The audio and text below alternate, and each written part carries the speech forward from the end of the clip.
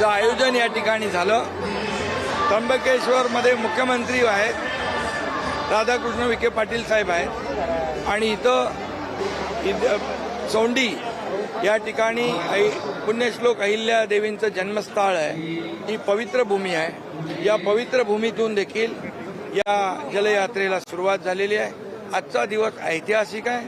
आजचा दिवस शेतकऱ्यांच्या दृष्टीने, महाराष्ट्राच्या दृष्टीने अतिशय महत्त्वाचा आहे। पुण्यश्लोक अहिल्या देवींचं जे काही दूरदृष्टी होती पाण्याच्या बाबतीमध्ये, पाणी वाचवा, पाणी अडवा, पाणी जिरवा, आणि त्या काळामध्ये त्यांनी पाण्याचा साठा कसा जपला पाहिजे हे त्यांची दूरदृष्टी आम्ही पाहिली आणि आपण त्याचे साक्षीदार आहोत।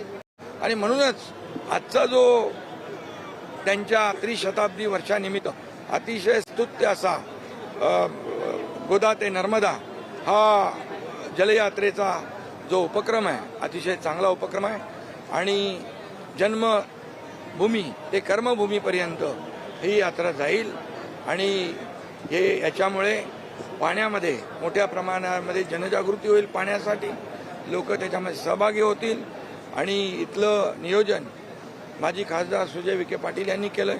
त्यांचं मी त्यांच्या टीमचं अभिनंदन करतो।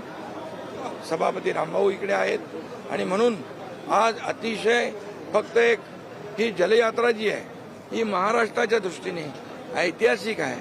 हा फक्त महाराष्ट्रासाठी संदेश नाही, देशभरामध्ये हा संदेश जाईल या जलयात्रेचा आणि म्हणून या जलयात्रेला मी खूप खूप शुभेच्छा देतो।